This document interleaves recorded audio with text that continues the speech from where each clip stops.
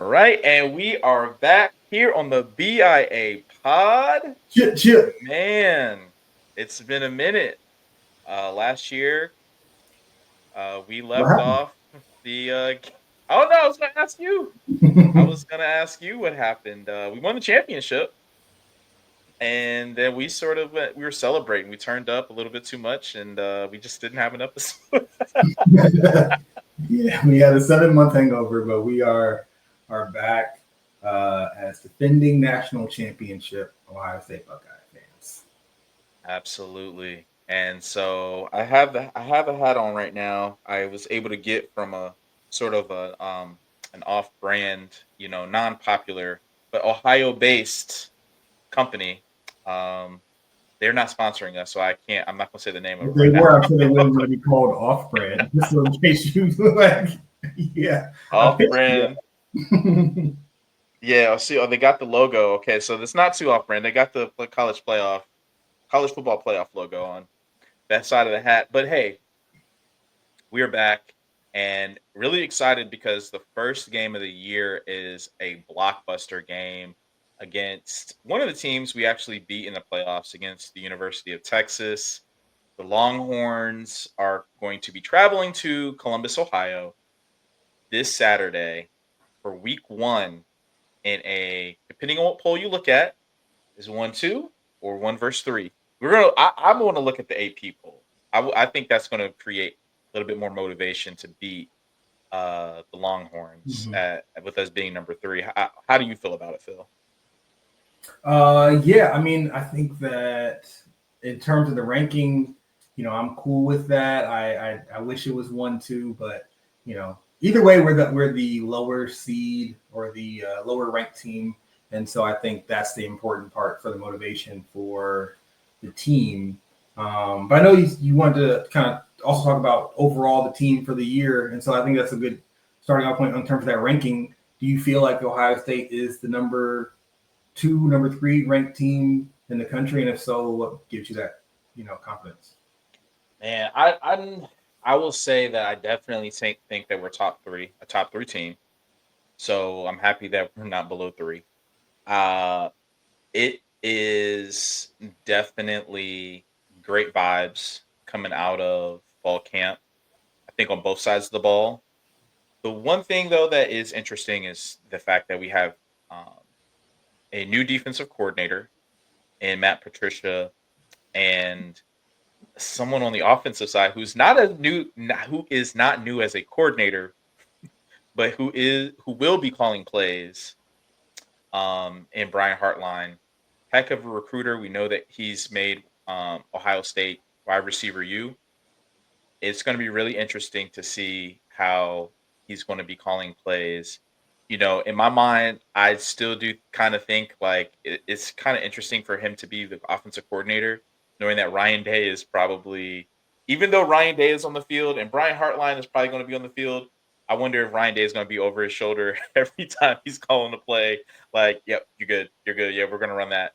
No, no, no, no. Let's do this. Let's do this. So, but in all seriousness, I mean, I just it's going to be really interesting to see how that plays out. The person, as far as personnel wise, I think that as long as we put our players in the right positions on both sides, even though we lost a lot of production to the NFL, it is going to be really interesting to see some of these guys, these younger guys, grow up and show us what they're capable of in terms of their talent and the way that Ohio State develops that talent. So, yeah, how about you? What are your thoughts? Yeah, I mean, I think that there's a lot of uncertainty in college football overall this year, with the exception of Penn State. Penn State's like the one team that's bringing a lot of people back. They've got, what to expect from them. I think like the question for them is what you can expect good enough to win a championship? I think that's TBD. And right now, I would say no. But I still am cool with them as like the number one team because they're the most known team. Like they're not going to fall off this year. I think they just may end up having the same results. So with Ohio State, I definitely have some hesitation, especially with new offensive and defensive coordinator at the same time. That's just a lot to do. It does seem like Ryan Day, in his answers in press conferences this offseason, has really been saying like it might be a new name, but like we're running the Ohio State offense and we're running the Ohio State defense. And he's like said that explicitly to say that we're not switching to Matt Patricia's defense. Matt Patricia is coming in to run the Ohio State defense. And he said the same pretty similar things with Chip Kelly last year. Like Chip Kelly's going to have some wrinkles in the run game, but Chip Kelly is still coming in to run the Ohio State offense. And so I think that should make Buckeye fans feel, I mean, he felt like we needed to change, that's one thing. But if you felt like, hey, we won a championship, I'm happy with what we did, I don't want to stray too far away from that. I think that's Ryan Day's plan. And I, honestly, like, I'm okay if Ryan Day's over Brian Hartline's shoulder because Ryan Day is a proven play caller and offensive mind. Like, I'm okay with, like, him being the one to say, actually, no, do this. Like, I think that's good. And Hartline is a great recruiter and a great coach as well. I think it's important to say, like, he does develop receivers as well as recruit them, but he's not a proven great play caller. And so I'm glad he's going to have some oversight in that sense. But, you know, a lot in terms of personnel, as you mentioned, a lot's going to come down to Julian Sayin. If he is going to be a great quarterback, maybe not in just relevant to Ohio State history, but just like in the country this year, is he going to be one of the best quarterbacks? I think if he is, then it's no doubt that Ohio State will be good enough to be, you know, one of the top teams at the end of the year. But it's kind of crazy to say we know he's going to be. You know, we really don't know. What we don't know is how long it'll take for him to get there. I'm sure he'll give you up to get there. I don't know if it's going to take him. Did he do it in the fall camp? Is it going to take him 5 games? Is it going to take him till the end of the season where you see those teams like late in the year, like they're on a 5-game win streak. They really found something. You know, like that could be us. We could be a team that's like that, but I hope not. It's so funny as you were talking. It makes me think about the first year we did this podcast, and we were coming out of camp. It was what it was. We went against Indiana. It was Kyle McCord versus who was the other guy?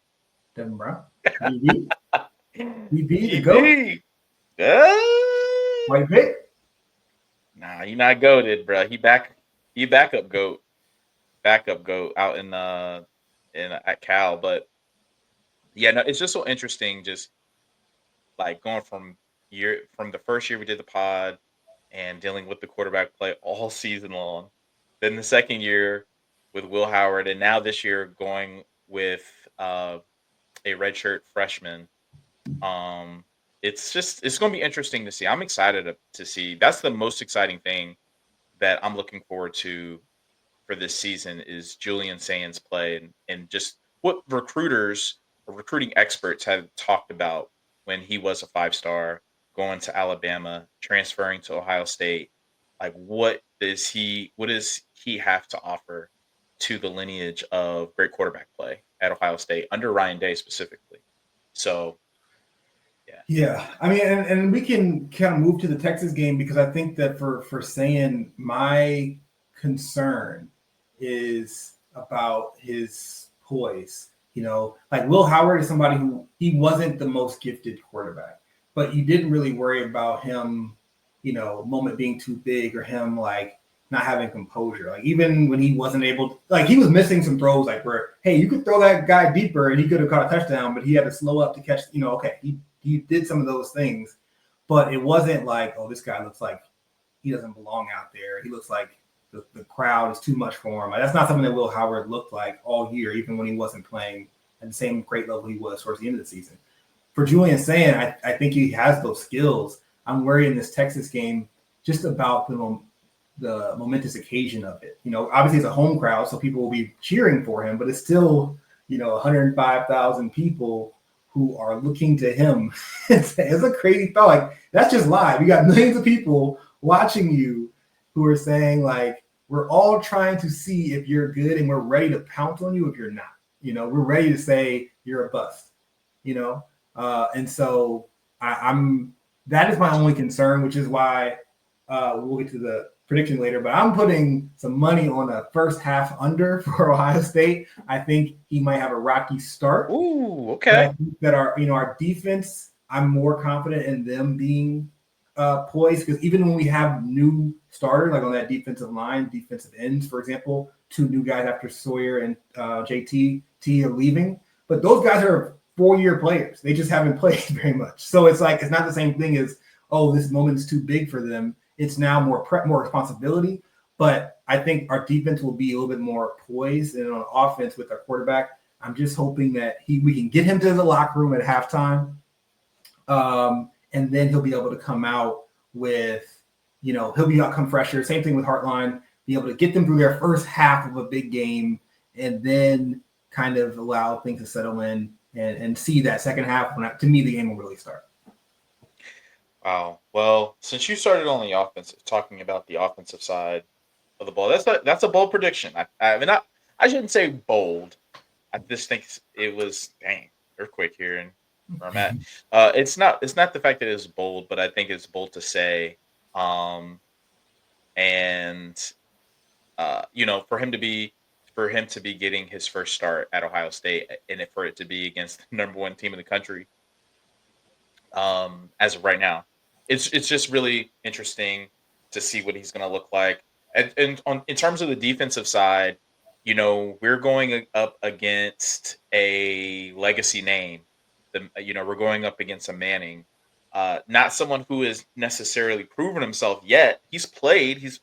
I forgot which teams he's already played against, but they weren't even top 25. He's played in big games. He did play in a playoff game where he fumbled the ball. The ball left his hands, I should say. It wasn't a turnover, according to the referees in that game, which I'm so happy we won, by the way, because I felt like it was kind of the refs seemed like they were favoring one side. I'll just say that. But anyways, week one. It's going to be really interesting to see just how, the saying I have for Sark, that he has a bag. He loves to go in that bag. And week one, it's going to be interesting to see just how far he goes in that bag. You don't want to show too much, but you can't not show enough in order to go to Ohio State and beat Ohio State. I think that Matt Patricia was an interesting hire, someone who has won Super Bowls. Doesn't necessarily mean that you can execute on the college level, but I do have confidence that he is capable of doing that. But for this first game to be against Texas, against on the other side, you have an offensive genius, so to speak, in Sark. It's just going to be really interesting to see that chess match. Having Caleb Downs in this game is huge for us to help out the DBs, to help out the defenses as a whole. I mean, from what we've heard from camp, he's been like a coach on the field, and for him to have him available is something that I hope is going to give us a slight edge in this game. So another player that I'm going to be paying attention to is going to be Kenyatta Jackson.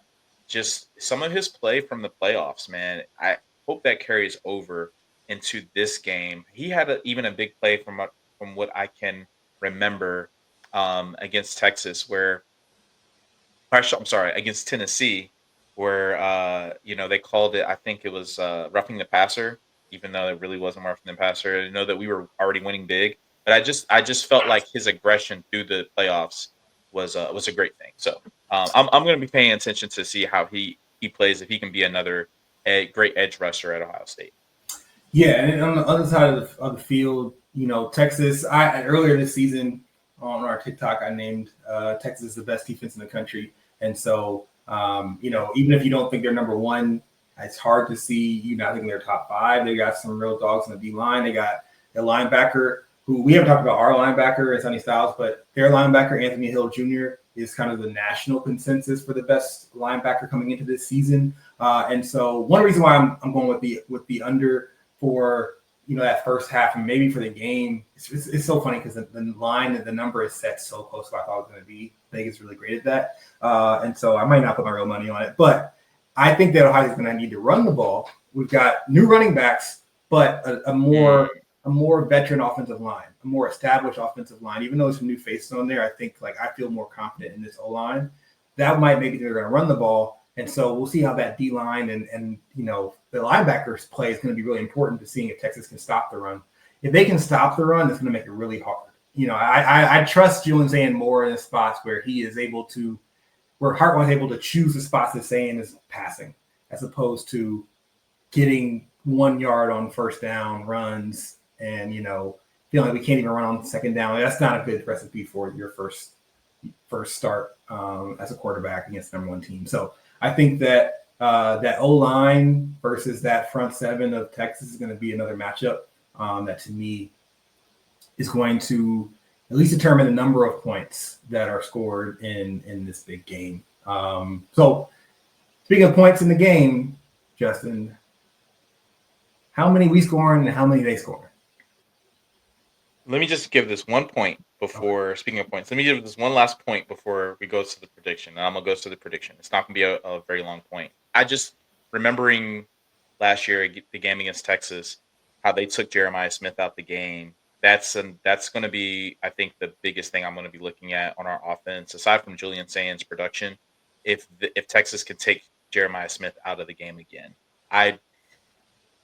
it just is one of those things where it was a close score in the game in the playoff because of the fact that he was essentially their defensive scheme took him out of the game. So I'm interested to see if they're going to be able to do that now, knowing that Emeka's not here. We have Carnell Tate. And Brandon Ennis is going to have to step up big as well this year. So, and other receivers that we have. I mean, there's way too many to name right now, but so I just want to make that point to see how Jeremiah Smith does in this game. I think that man, I mean, this is obviously the toughest, I think, prediction to give right now. It's seeing as week 1 and it's against Texas. Give me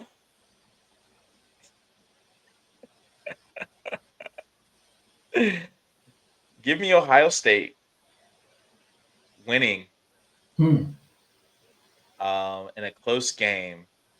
Stalling, what you're doing. Yeah, I am. Give me Ohio State in a close game, 27-21.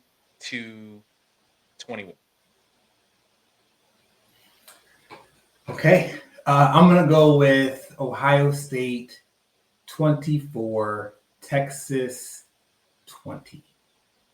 Low scoring, relatively low scoring game for two teams that are probably going to score a lot more points in the rest of their games. But it's week 1, sloppy play. I'm just hoping that crowd plays a role. Usually a good home crowd can get you 3.5 points or so. And that's kind of what I'm banking on, is that being the difference of getting like a third down stop in the red zone. Our defense doing that for Texas, even though they drove down the field on us. That's, I think, going to be the kind of thing that separates these teams in the end. But, neither of us have a comfortable game. We both seem like we're going to be expecting to sweat and be nervous throughout that game. Gotcha. Well, and one other thing too, we got to shout out Coach Corso, man. His last game pick, his last episode on game day, his first time that they did game day was at Ohio State. His last time is going to be at Ohio State.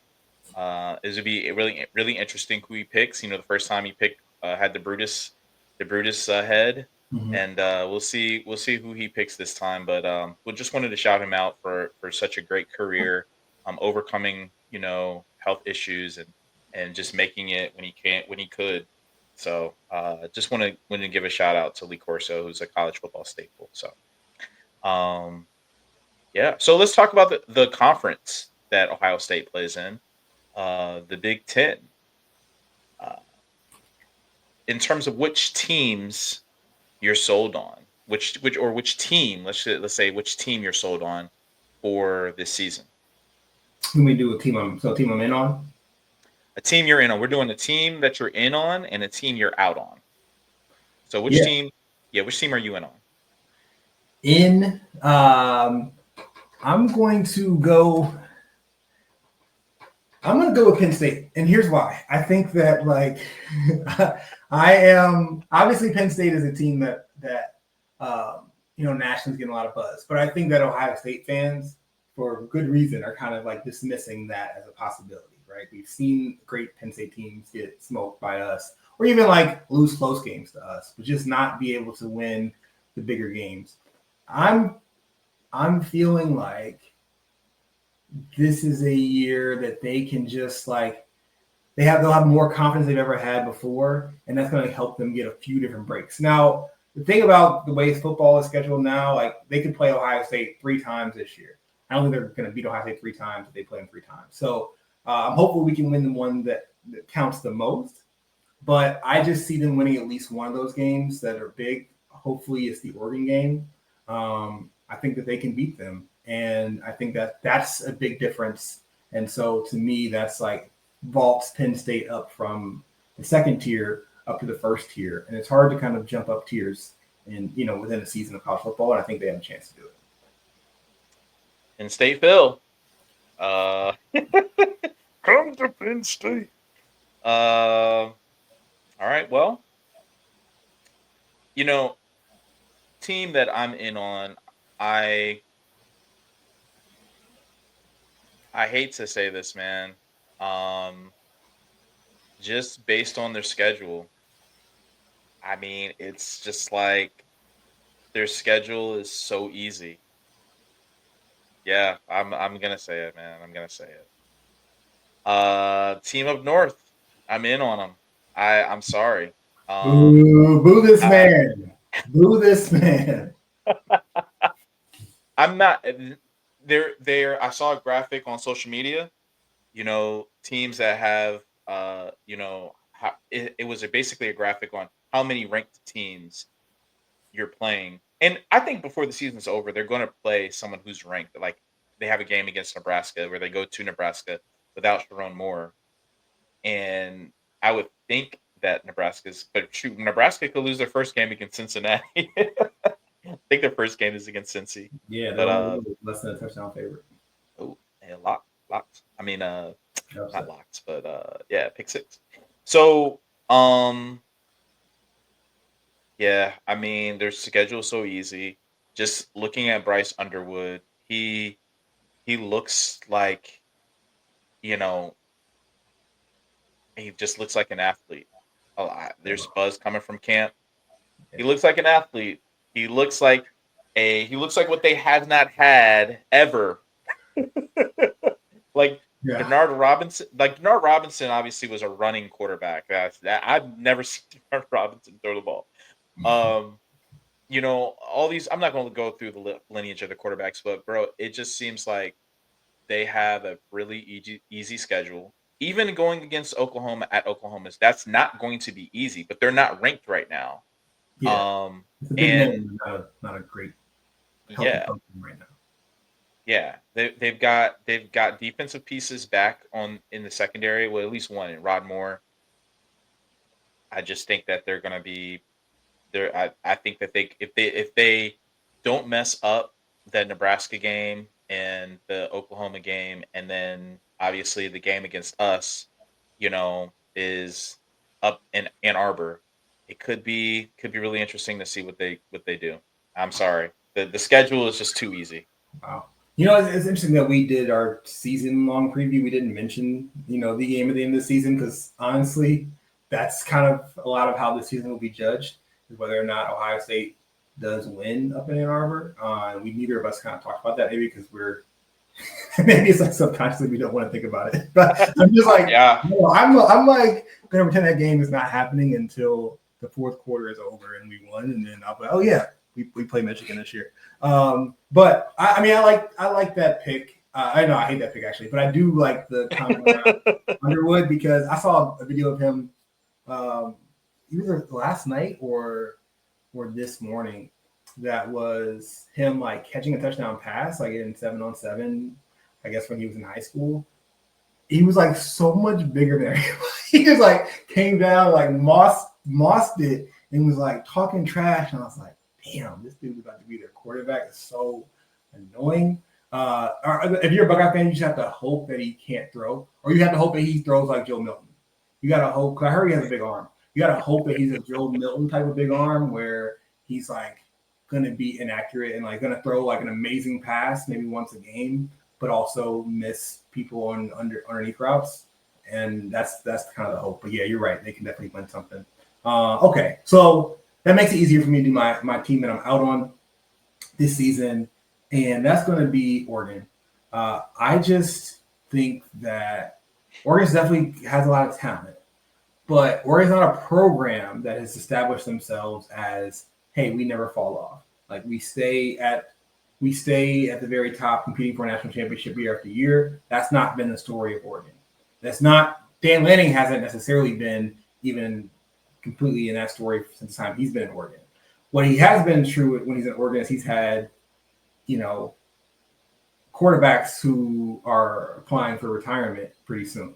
And this year he doesn't have one of those old guys. He's got a young guy.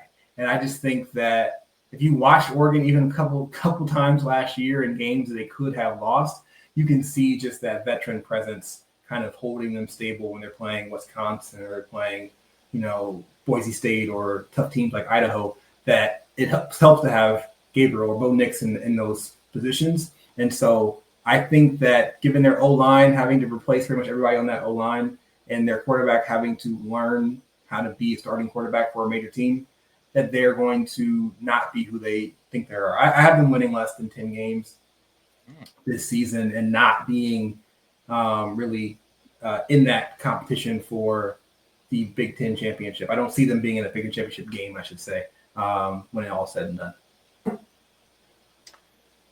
Well, okay, interesting. I mean, I can't say I totally agree. I think with their level of recruiting, it's going to be really interesting. I'm not just going to give them that game up at Penn State yet, um, but yeah, it should be interesting to see how they play before heading into that game.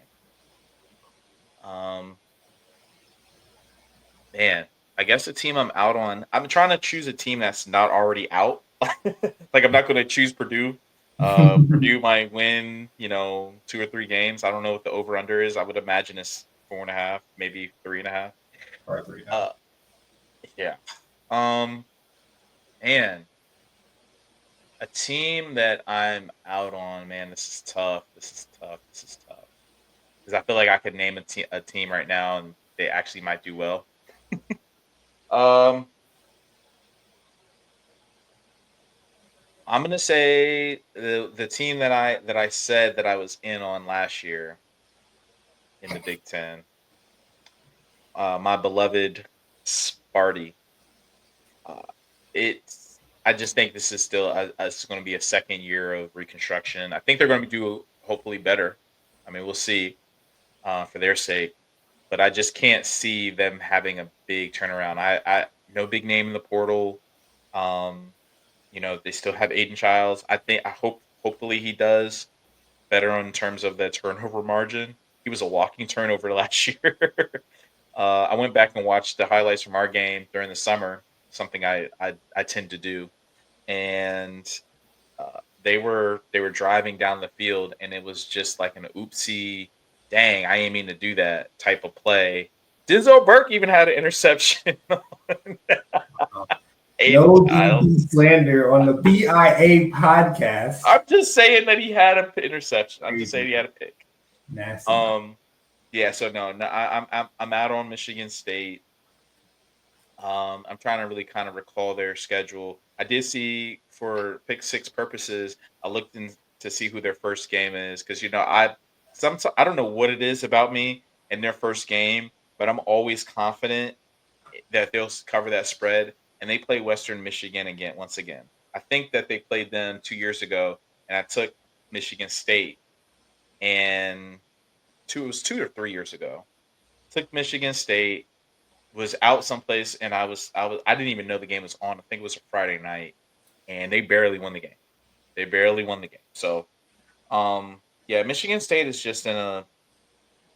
I kind of like group them in those teams that did well. I feel like in the mid 2000 teens and to late 2000 teens, and they just I don't whatever for whatever reason they haven't recovered from their success. So yeah.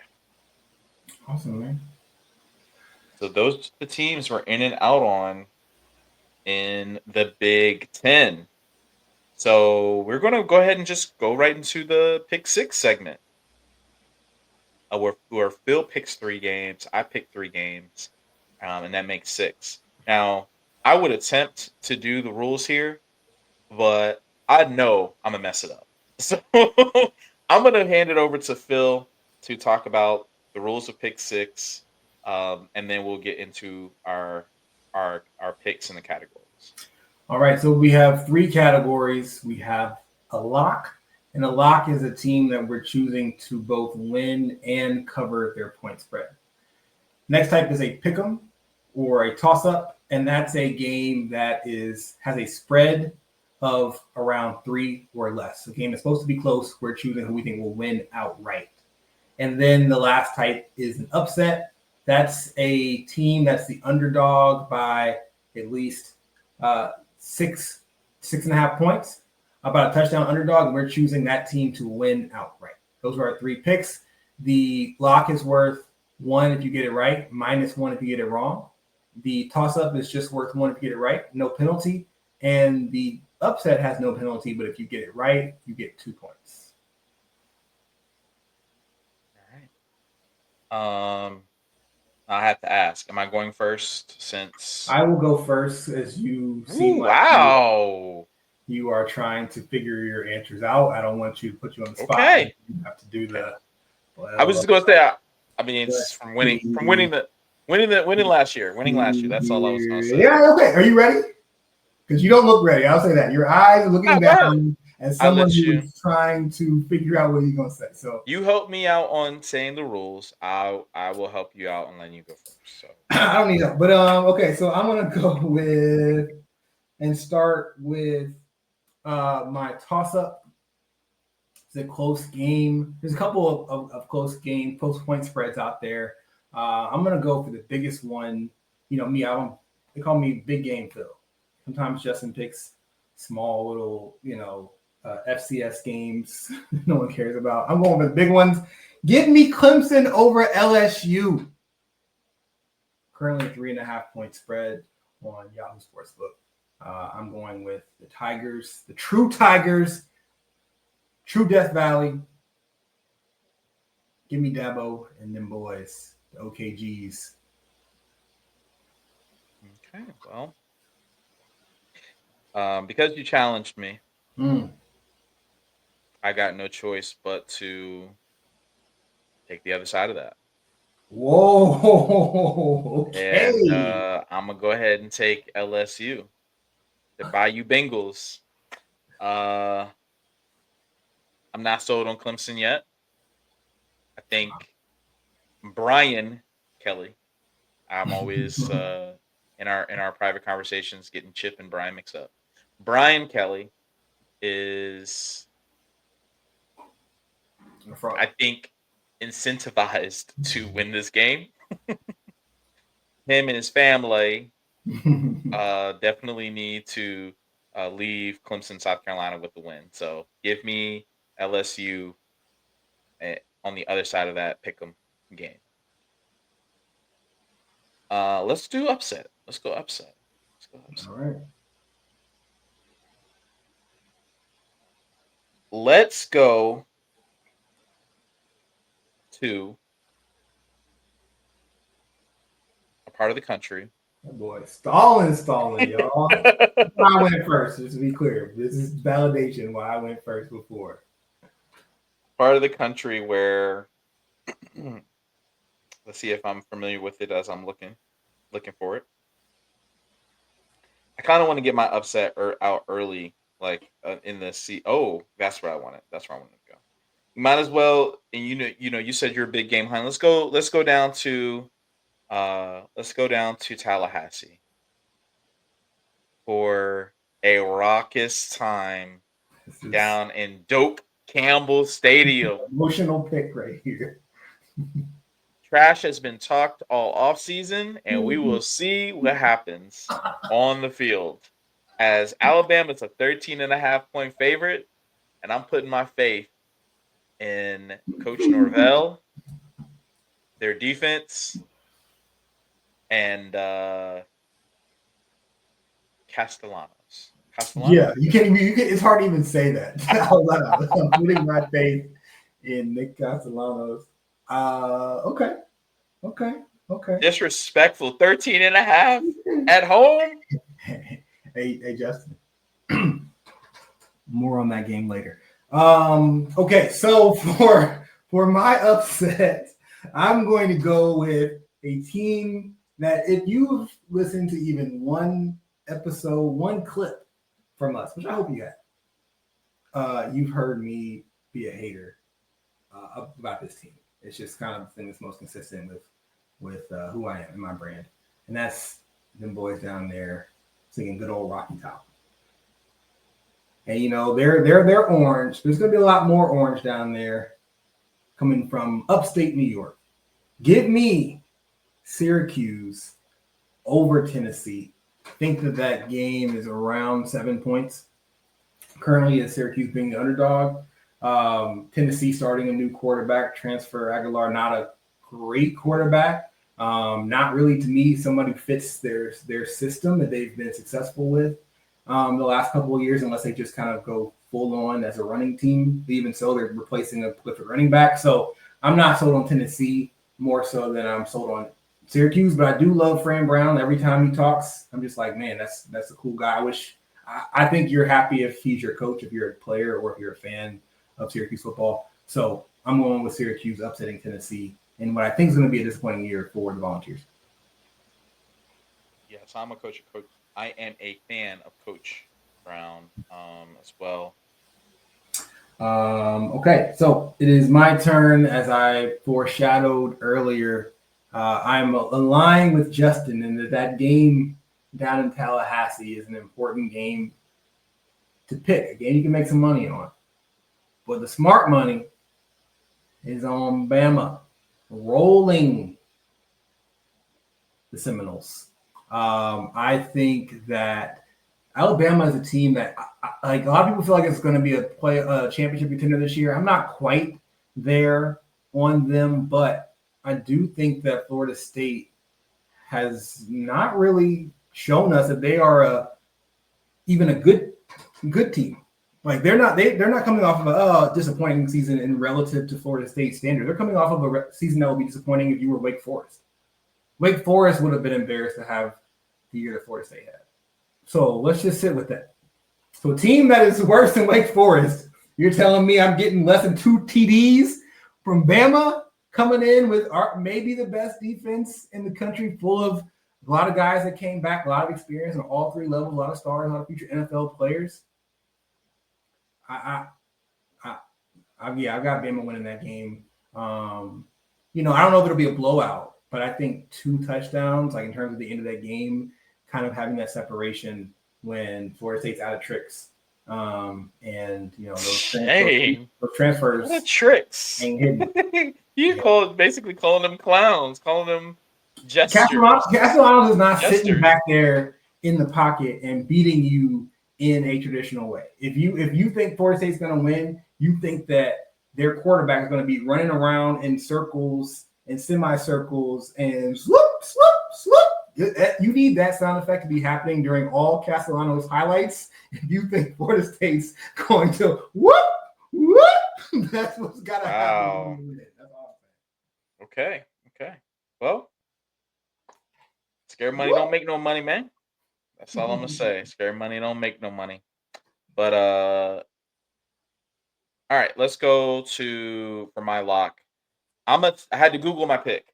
That's all I'm gonna say. I had to Google my pick. By using AI to make his picks, which is sad. No. Sad to see, man.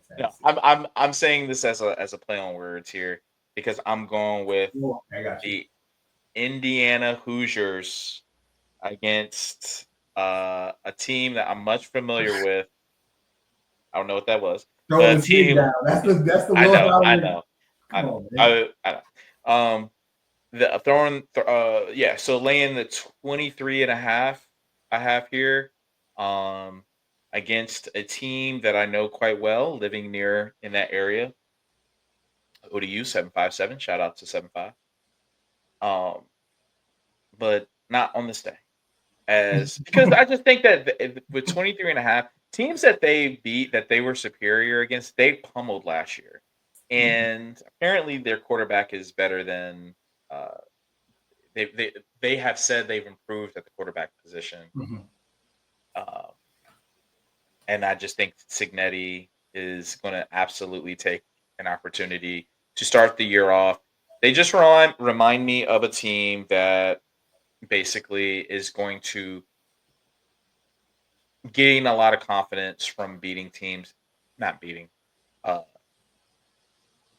pummeling teams that they should.